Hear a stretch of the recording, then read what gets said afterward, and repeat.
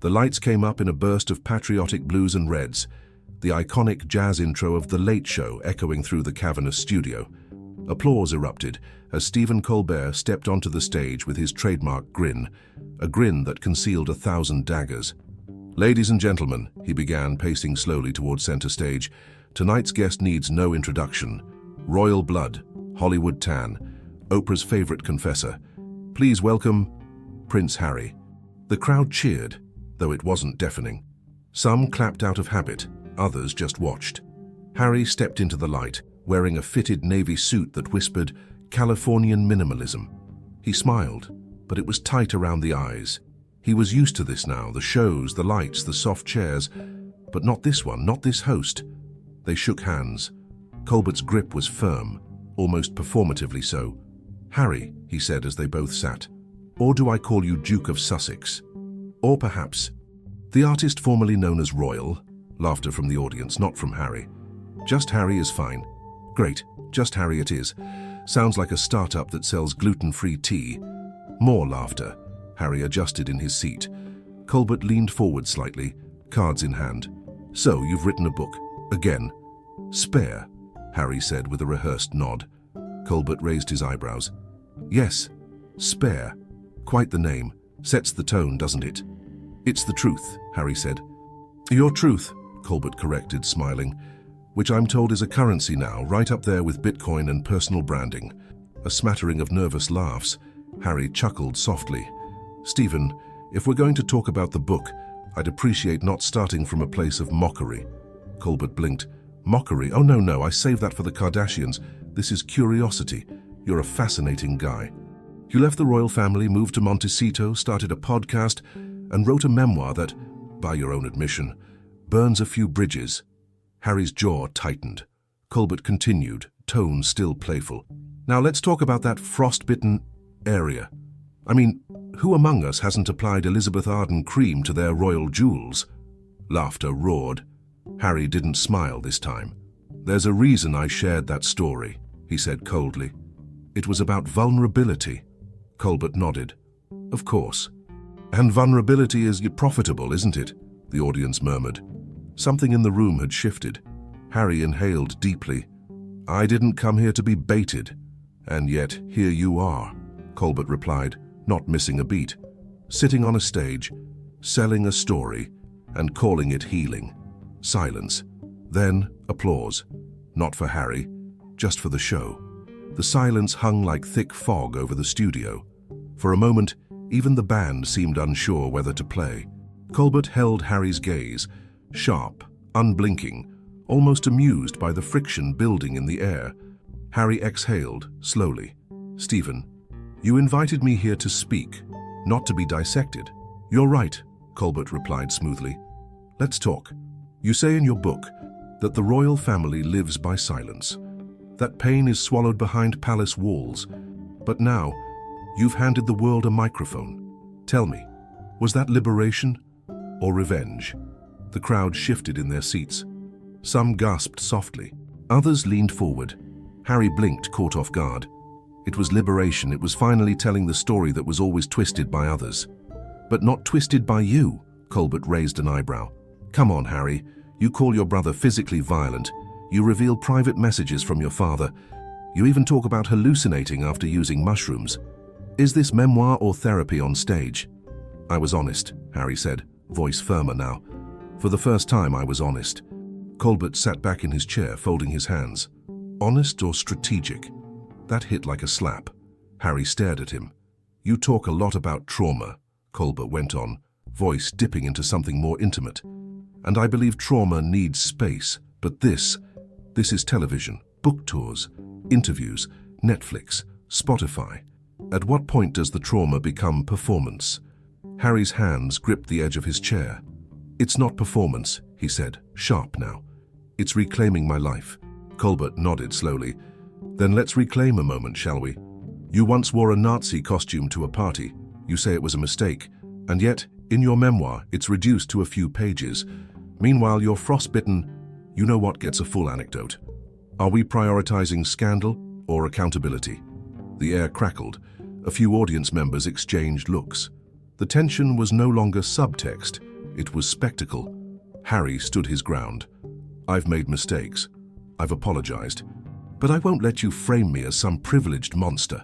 "Who's framing you?" Colbert asked, gesturing around. "You framed yourself. You painted a portrait. I'm just holding up the mirror." The crowd was silent now. Eyes darted between them like a tennis match on fire. "And what about Meghan?" Colbert asked, his voice suddenly softer, almost baiting. "Do you speak for her? Or does she speak through you?" Harry's face twitched. "Don't go there." "Why not? She's in the book. She's in every chapter of your life. She's part of the story, Harry, and stories need to be told fully, or not at all." Harry leaned forward, voice low and clenched. "You don't know us. You don't know what we've endured." Colbert leaned in, matching his intensity. "No, I only know what you've chosen to sell." A cold silence followed. No music, no laughter, just the sound of something sacred unraveling on live television. For a full 5 seconds, no one spoke. Even the cameramen paused, unsure whether to zoom or retreat. The audience didn't cough, didn't shift, didn't blink. It was the kind of silence that feels like glass, brittle, waiting to shatter. Then Harry spoke, slower now, more deliberate. "You know, Stephen, I came here thinking this would be different.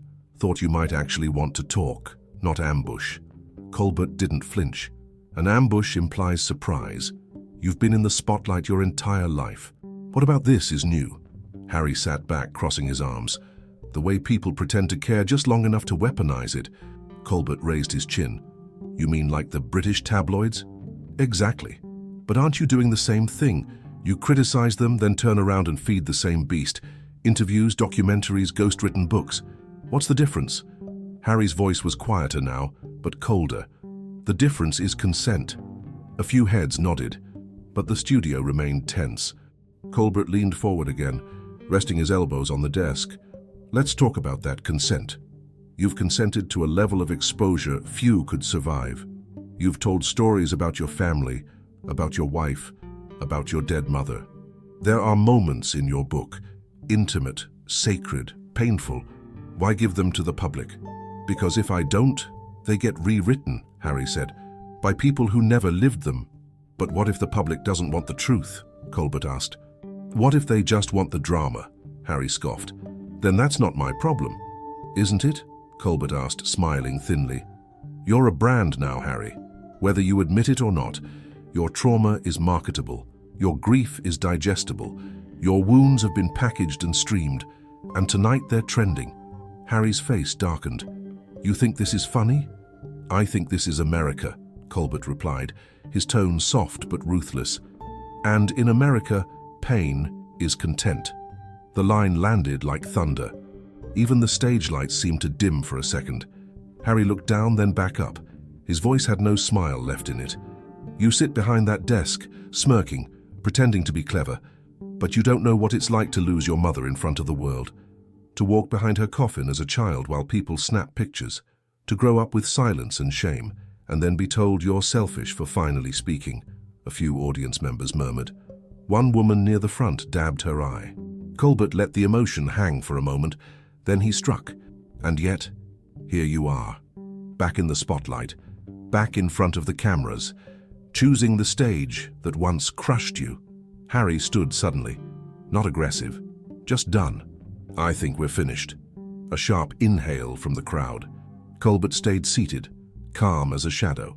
"So the truth only works when you're the one asking the questions?"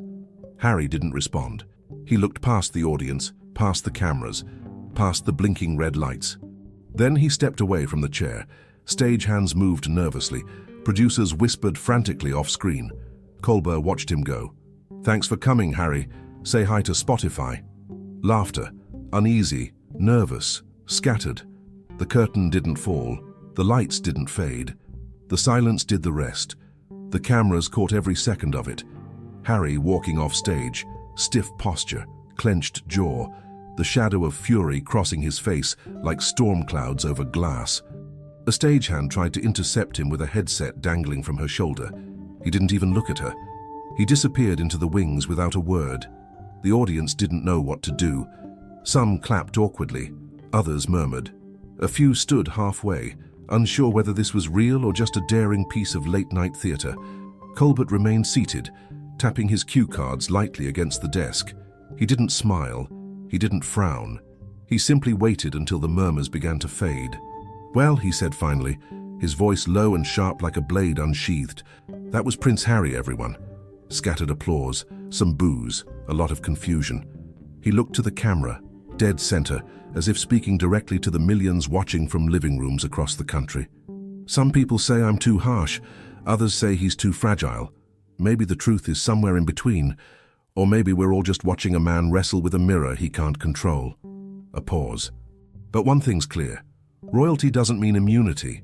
Not from questions, not from contradiction, and certainly not from the consequences of being public." The screen behind him lit up with a freeze frame of Harry's walk-off. Mid-step, mid-emotion, mid-exit. A symbol, unintentional and raw. Colbert leaned forward, now addressing the room more intimately. Tonight wasn't about gossip. It wasn't about disrespect. It was about the tension between vulnerability and performance, between confession and control, between truth and what sells as truth. Another silence. No music cue, no ad break. A producer off-camera waved furiously, mouthing, "Move on." But Colbert didn't move on. He continued, "Somewhere, there's a boy who lost his mother and never got to grieve in peace. Somewhere, there's a man who ran from a crown only to find a spotlight. But here, tonight, we saw what happens when that man is asked to explain why his story belongs to everyone, except those it implicates." Murmurs again. A few nods, even some applause. He shifted in his seat, voice heavier now. "I don't hate Harry. I don't even dislike him. But I do question what happens when pain becomes product, when every page is curated, when silence becomes a weapon, and speaking out becomes a business model." The audience stayed quiet, not stunned, reflective. And maybe he walked off because he was angry, or maybe because he finally realized that when you monetize your wounds, the audience feels entitled to poke them. He paused, his voice steady as thunderclouds. "That's not cruelty. That's consequence." The camera zoomed slowly toward his face. "And if you want to tell your truth, be ready for someone else to ask whose truth it really is." The set remained frozen in time, as though even the furniture was unsure how to proceed. The chair Harry had occupied sat vacant, still slightly angled from where he had turned in frustration. It looked like a relic, an artifact of a moment that would be dissected in headlines, reaction videos, and viral tweets by sunrise. Colbert stood now, slowly, not for applause, not for theatre, for gravity. He stepped away from the desk and closer to the edge of the stage, his voice softer but more deliberate, as though speaking not just to the crowd in front of him, but to the fractured psyche of a man who had just fled the lights. "You know," he said, "I grew up watching fairy tales. The crown, the castle, the noble prince riding out to slay dragons." He paused. "But what they don't tell you is that sometimes the dragon lives inside the castle. Sometimes it lives inside the prince." The screen behind him faded to black. A spotlight dimmed, narrowing to a single beam on his face. Tonight we saw a man trying to outrun his own myth. A man raised in a palace but haunted by a coffin. A man who thought escaping the institution meant escaping judgment, but forgot that cameras don't care about borders, that pain doesn't care about geography, and that the truth has a longer memory than any crown. The studio was silent again. Even the rustling of papers had stopped. "And maybe Harry's not wrong to be angry," he continued. "Maybe the royal family did fail him. Maybe the media did brutalize him. Maybe the world never let him be anything more than Diana's son." He looked out at the audience, scanning their eyes. "But maybe, and I say this with no malice, maybe the moment you put your trauma on a shelf with a price tag, you give the world permission to ask how real it ever was." Gasps. Not loud, but audible. He glanced toward the curtain Harry had disappeared behind. "I hope he finds peace, I really do. But peace doesn't come from storming off stages. It comes from facing the questions that make your voice shake." The band sat still. No cue was given. Colbert returned to his desk, picked up the cue cards and calmly placed them face down. "One last thing," he said. A final look into the camera. "To every person watching who's lost something, carried something, buried something, You don't have to make a show of it to be seen. You don't have to sell your story to be heard. And you don't have to be royalty to know that sometimes the bravest thing you can do is shut the lights off, sit with your shadow and listen. Fade to black. No other. No applause. Just a stunned studio and a moment that would echo far beyond the late show.